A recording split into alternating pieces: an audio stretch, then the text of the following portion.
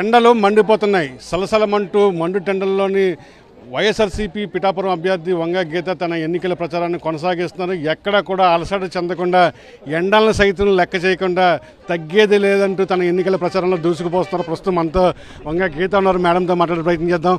Madam, ఒకవైపు ఎండలు మండిపోతున్నాయి, అయినా సరే ఎక్కడ మీరు వెనకాడకుండా ప్రచారాన్ని కొనసాగిస్తున్నారు. ఎట్లా ఉంది మీ ప్రచారం గ్రౌండ్ లెవెల్లో? మీరే చూస్తున్నారు మా ప్రచారం. ఎండలు సైతం లెక్క చేయకుండా వెళ్తున్నామంటే జగన్ గారు మాకు ఇచ్చిన సపోర్టు, జగన్ గారు మాకు ఇచ్చిన ఏంటంటారంటే ఉత్సాహం. ఇప్పుడు కార్యకర్తలు అందరూ కూడా ఎండలో తిరుగుతున్నట్లేరు, వెన్నెల్లో తిరుగుతున్నట్టే ఫీల్ అవుతున్నారు.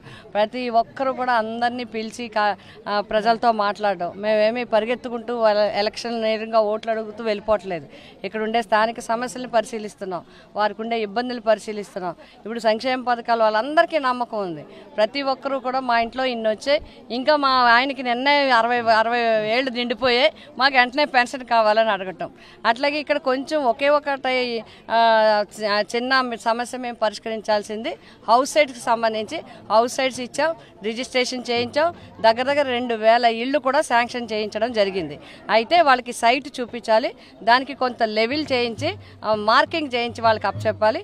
ఈ ఎన్నికలు అయిన వెంటనే ఆ ప్రాసెస్ పూర్తి చేస్తే వాళ్ళు కూడా ఇల్లు కట్టుకోవడానికి అవకాశం ఉంటుంది. మీరు ఎలక్షన్ ప్రచారంలో భాగంగా ప్రతి ఇంటిని తడుతున్నారు కదా, అక్కడ ప్రజలు ఈ జగన్ గారు 5 ఏళ్ల సంక్షేమ పాలన కోసం ఏం చర్చించుకుంటున్నారు మేడం? సంక్షేమ పాలన కోసం ఒక్క మాట మేము వెళ్ళగానే అడుగుతున్నారు. మేము చెప్తున్నాం జగన్ గారికి ఫ్యాన్ గుర్తు అనగానే ఇంక అడగక్కర్లేదు, మీరు జగన్ గారికి మా ఓటు అంటున్నారు. ఎందుకమ్మా అంత ధీమా అంటే మాకు అన్నీ జగన్ బాబు ఇంటికి పంపిస్తున్నారు, మాకు అన్నీ కూడా ఇస్తున్నారు. ఆ డోక్రాక చెల్లెమ్మలు అయితే వాళ్ళు స్పష్టంగా చెప్తున్నారు, మా రుణాలు తీర్చారు మా అన్న, మా తమ్ముడు, కాబట్టి ఆయన రుణం మేము తీర్చుకోవాలి, ఓటేసి తీర్చుకుంటాం.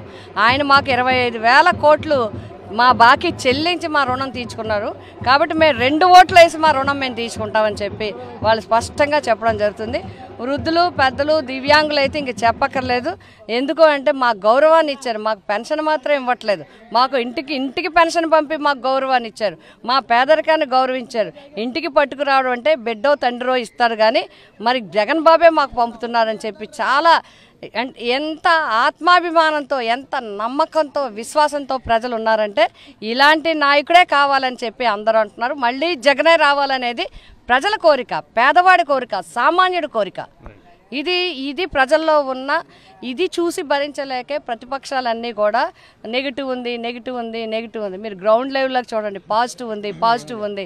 ఫ్యాన్ హోరుగా ఉంది, జోరుగా ఉంది, హుషారుగా ఉంది, హాయిగా ఉంది. అందుకే మేము ఫ్యాన్ గాల్లో తిరిగినట్టు చల్లగా తిరుగుతున్నాం, మాకు ఎండ కూడా సైతం లెక్క చేయలేకుండా.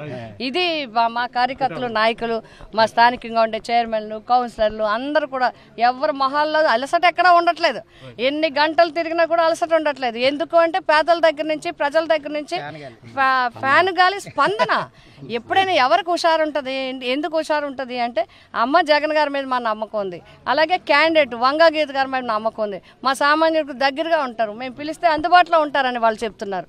కాబట్టి ఇటు ప్రభుత్వము, మా నాయకుడు, మేము, మా నాయకులు అందరం కూడా అందరూ ప్రజలకి అందుబాటులో ఉంటాం. కాబట్టి మా ప్రభుత్వాన్ని, మా పార్టీని ప్రజలు ఆదరిస్తారనే మా సంపూర్ణ విశ్వాసం ఉంది.